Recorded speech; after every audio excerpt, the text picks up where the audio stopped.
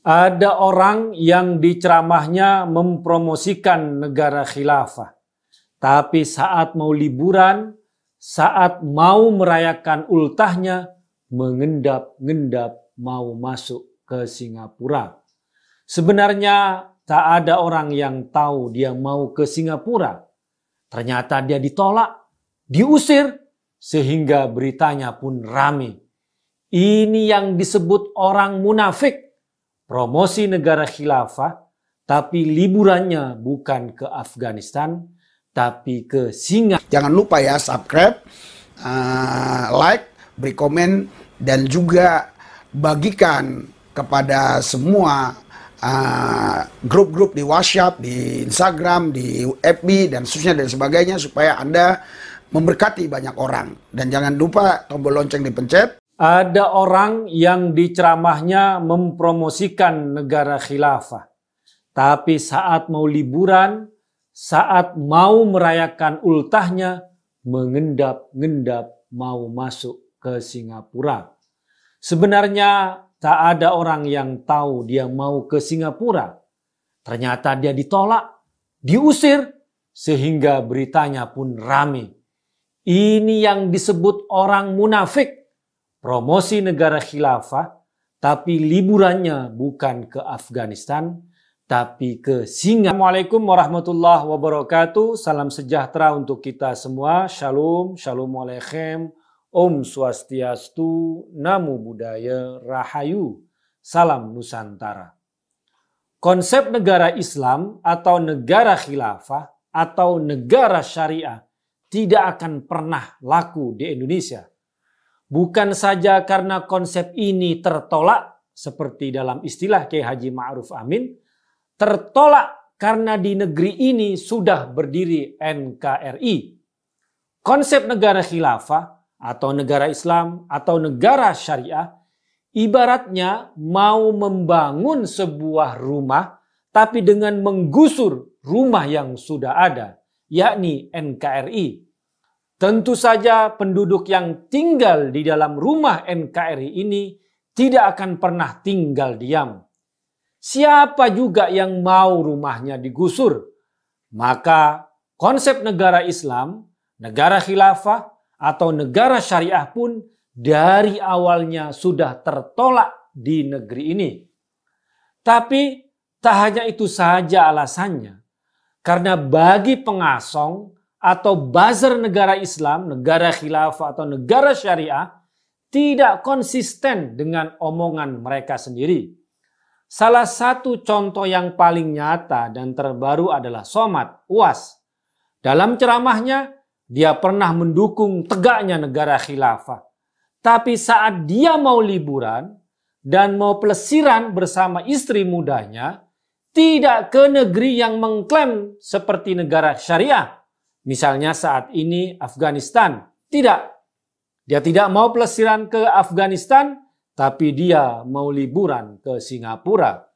Kejadian ini memberikan bukti yang nyata pada kita bahwa konsep negara Islam, negara khilafah atau negara syariah tidak hanya tertolak oleh kelompok yang sejak awal menolak konsep ini karena seperti yang saya ibaratkan tadi, seperti menggusur rumah sendiri, menggusur rumah NKRI, tapi tanpa sadar oleh mereka yang kuar-kuar ingin negara khilafah, negara Islam, negara syariah juga tidak mau konsekuensi dengan omongan mereka sendiri. Karena konsep negara khilafah, negara Islam atau negara syariah bagi mereka bukan sebagai cita-cita yang harus diperjuangkan untuk diwujudkan, tapi hanya sekedar politisasi agama atau sekedar pencitraan atau sekedar branding marketing untuk dagangan saja.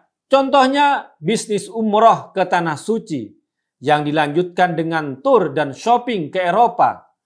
Paket umroh plus namanya.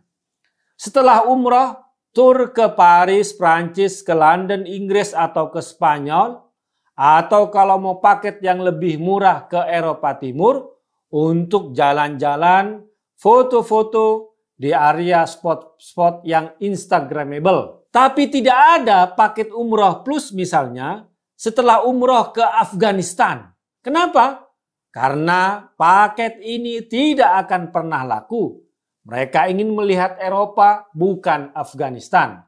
Kalaupun Anda melihat bos-bos travel penipu uang jamaah seperti First Travel dan Abu Tur yang merupakan simpatisan gerakan 212 menampakkan hidup hedon mereka di negeri-negeri Eropa dan Amerika, bukan di negeri-negeri yang mengaku sebagai negara syariah.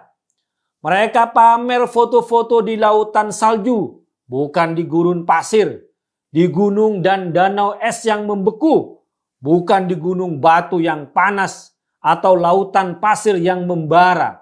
Mereka juga menenteng aksesoris-aksesoris dengan brand-brand terkenal di dunia yang merupakan produk Eropa dan Amerika.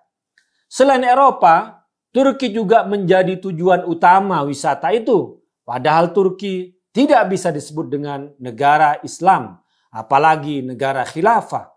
Justru Turki saat ini yang bertanggung jawab atas runtuhnya dinasti Utsmani yang mengklaim khilafah Islam sejak tahun 1924. Turki saat ini adalah negara sekuler ekstrim yang masih melanjutkan doktrin Mustafa Kemal Atatürk, meskipun Erdogan disebut-sebut membawa gaya baru tapi tidak akan pernah berani meruntuhkan doktrin sekuler Mustafa Kemal Atatürk. Buktinya setiap 10 November Erdogan akan datang ke makam Mustafa Kemal dengan memberikan pidato-pidato pujian.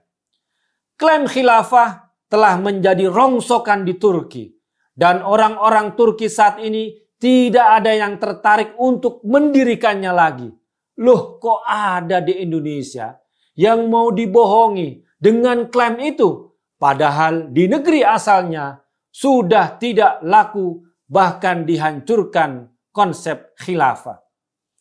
Kalaupun Anda tidak punya cukup sangu untuk jalan-jalan ke Eropa, jangan pusing.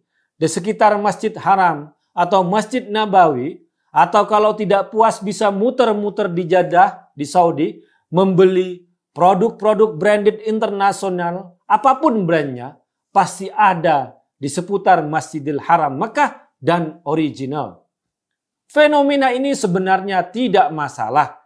Ini hal yang manusiawi kalau Anda tidak bersikap munafik, hipokrit, atau jarkoni, iso ngajar gak iso ngelakoni. Yang jadi masalah kalau mau pergelaran politik, mau pilkada, pilpres hingga pemilu, agama diseret-seret. Syariah dibuat kampanye politik, Islam dipakai untuk membohongi, tapi tindakannya sama sekali tidak mencerminkan hal itu. Jadi ini memang masalahnya. Teriak-teriak negara Islam, negara khilafah, atau negara syariah, tapi liburannya mau senang-senang tetap ke Eropa atau ke Singapura. Ini yang disebut sebagai kabura maktan. Hal yang sangat dibenci Allah Subhanahu wa taala, mengatakan tapi tidak mengerjakan. Ya ayyuhalladzina amanu lima taquluna ma la taf'alun. Kabura maktan 'indallahi an taqulu ma la taf'alun. Hai orang-orang yang beriman, kenapa kamu mengatakan sesuatu yang tidak kamu kerjakan? Amat besar kebencian di sisi Allah bahwa kamu mengatakan apa-apa yang tidak kamu kerjakan. Quran Surat As-Saff ayat 2 dan 3. Semoga kita tidak termasuk golongan kabura maktan ini. Wassalamualaikum warahmatullahi wabarakatuh. Tuhan Yesus hadirat urapan dan kuasa bekerja atas kami, NKRI harga mati, biar kami bersatu apapun agamanya, apapun rasnya, sukunya, tetap bersatu untuk menjaga NKRI. Kami masing-masing mempunyai misi untuk membawa orang mengenal apa yang kami yakini. Namun NKRI tidak boleh dirubah, tetap NKRI harga mati. Terima kasih Tuhan, dalam nama Yesus kami berdoa mengucap syukur, haleluya, amin. Jangan lupa ya, subscribe, like, beri komen, dan juga bagikan kepada semua grup-grup di WhatsApp, di Instagram, di FB dan seterusnya dan sebagainya supaya Anda memberkati banyak orang. Dan jangan lupa tombol lonceng dipencet